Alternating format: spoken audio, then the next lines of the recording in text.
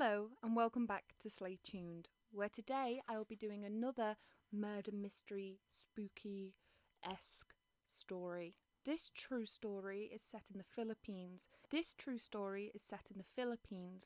And tells how an already deceased victim whispers to her mother the name of the killer. Just a very quick disclaimer, as this is in the Philippines, I've had to translate a lot of quotes, so I'm sorry if I've mistranslated them, and I'm sorry if I pronounce anything wrong. So on June 24th in 2004, Danny Arizala went to go visit his niece at her home. His niece, Catherine Ballesteros, lived in Tejeros, Makati, in the Philippines. Around 4 p.m, he knocked on the door, but there was no answer. After a while, he got worried, broke into her house, and called out her name. He noticed on her bedroom there was a padlock on it, so he grabbed a stool and looked over what was said the gap between the ceiling and the door, or the wall, and he could see her lifeless body on the floor covered in blood. The crime scene was an absolute mess. She had been stabbed 33 times and there was blood everywhere. There were bloodied footprints and even blood on the doorknob, so the police were hopeful that some of this blood was the killer's. There seemed to be quite a few things obviously missing from the home, so they believed that at least the original motive was to burgle the house. However, because there was no signs of breaking and entering, they also believed that she must have known her killer. Once the parents had heard of Catherine's fate, they understandably ran to the house immediately. However, the authorities would not let them in. Instead, they directed them to the funeral home, and this is where her mother just broke down. Her mother, Emma, couldn't let go of the body. She kept hugging it and crying and just understandably grief-stricken. It was at this time, when she hugged the body, that she swore that she heard her daughter whisper in her ear. She claimed she heard her daughter whisper, "Baba." They didn't do anything about it straight away. They were so grief-stricken they never left their daughter's side. They even stayed for the autopsy. Although nothing was done immediately with the name, they did tell the authorities because Baba was the nickname of Ryan J. Fiscara, who was someone who lived in their neighbourhood and was very notorious for robberies. The police located his home, but nobody was there. The whispering of the name, his already bad reputation, and the fact he couldn't be found really heightened their suspicions, and 3 days later, his aunt by the name of Cynthia Ramirez rang up saying that she was his auntie and he had been around lately, but he had also recently been arrested for vagrancy in Manila. When the authorities got there, Baba was already detained, and so they were able to take his fingerprints and DNA sample. He himself even recounted what happened during the murder. The policeman leading this investigation was quoted saying,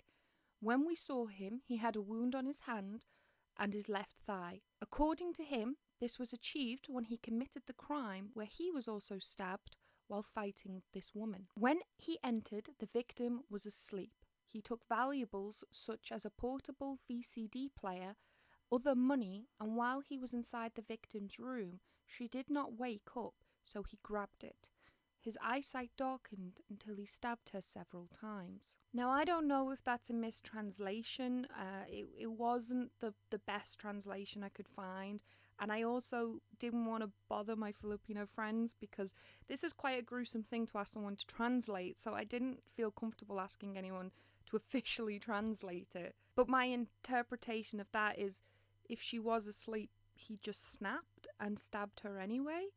Or it wasn't translated properly and she woke up and he stabbed her. He also told the police that he handed over the stolen items to a friend, Michael Gravera.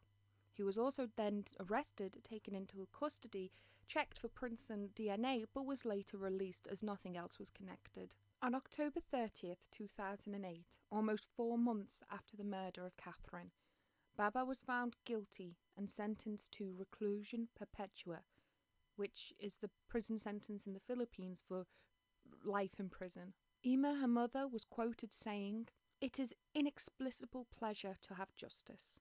I forgive him, but he has to take responsibility for what he did." I think this has been my least favourite story because I'm not 100% sure why, but reading one of the articles about this nearly made me cry. I feel like all murder is a waste, but some are crimes of passion. There are some that are so old and turned into folklore. It's almost, I wouldn't say fun to read, but at least interesting.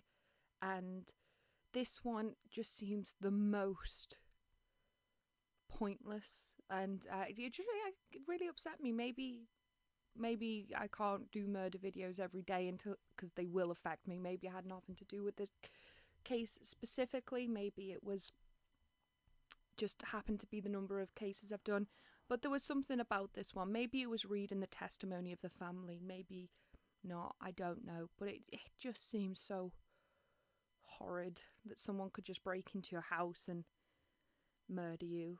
It's just horrible. It's just horrible. And yeah, I think sometimes when you watch all these videos, as morbidly fascinating as they are, you have to kind of take a break and go, oh, there is some good in this world, because this one was just horrible. But at the very least, he was found and justice was at least served as much as it can be, and that is a good thing. So at least this one had a happy ending, as happy as they can be after a murder. Thank you so much for watching yet another video from Stay Tuned. If you enjoy this and you want more murder videos, stay tuned, because there will be more. Why did I not say Stay Tuned? That's ridiculous. But at least throughout October there will be a video every single day, and then weekly after that. So thank you for staying tuned. I should have said Stay Tuned, oh my goodness. Thank you so much. Bye.